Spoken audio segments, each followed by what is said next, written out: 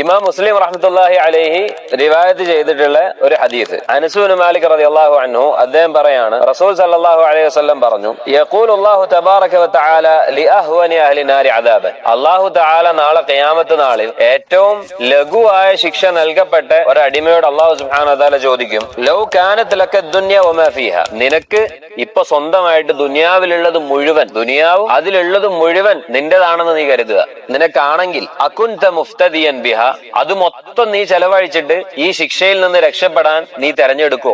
ആ ഒരു തീരുമാനം നീ എടുക്കോ എന്ന് അള്ളാഹു സുബ്ഹാനഹു വ തആല ആളോട് ചോദിക്കുക. അപ്പൊ മനസ്സിലാകണ ആളെ ഏറ്റവും ലഘുവായ ശിക്ഷ അനുഭവിക്കുന്ന ആളാണ്. നീ തെരഞ്ഞെടുക്കോ എന്ന് ചോദിക്കുമ്പോ ആളെന്താ ഉത്തരം പറയാ? നഅം, എല്ലാം ഞാൻ കൊടുക്കും. എന്തിനു വേണ്ടി? ഈ ശിക്ഷയിൽ നിന്നൊന്ന് രക്ഷപ്പെടാൻ വേണ്ടി. അപ്പൊ അള്ളാഹു സുബ്ഹാനഹു വ തആല ആളോട് തിരിച്ചു പറയും, ഖദ് അറദ്തു മിൻക അഹ്വന മിൻ ഹാദ. ഞാൻ നിന്നിൽ നിന്ന് ആവശ്യപ്പെട്ടിട്ടുള്ളത് ഇതിനേക്കാളും നിസ്സാരമായ ഒന്നാണ്. വ അൻത ഫീ സുൽബി ആദം, നീ ആദം അലൈഹിസ്സലാമിന്റെ നട്ടലിലായിരിക്കെ. അല്ലാ തുശ്രിക വലാ ഉദ്ഖിലക അന്നാർ, നീ എന്നോട് പങ്ക് ചേർക്കരുത്. അങ്ങനെ നീ പങ്ക് ചേർത്തിട്ടില്ല എന്നുണ്ടെങ്കിൽ നിന്നെ ഞാൻ നരകത്തിൽ പ്രവേശിപ്പിക്കൂല. ഇതാണ് ഞാൻ നിന്നോട് ആവശ്യപ്പെട്ടിട്ടുള്ളത്. ഫഅബൈത ഇല്ല ശിർക്ക്, നീ ശിർക്ക് ചെയ്യാനല്ലാതെ വേറൊന്നും തെരഞ്ഞെടുത്തില്ല.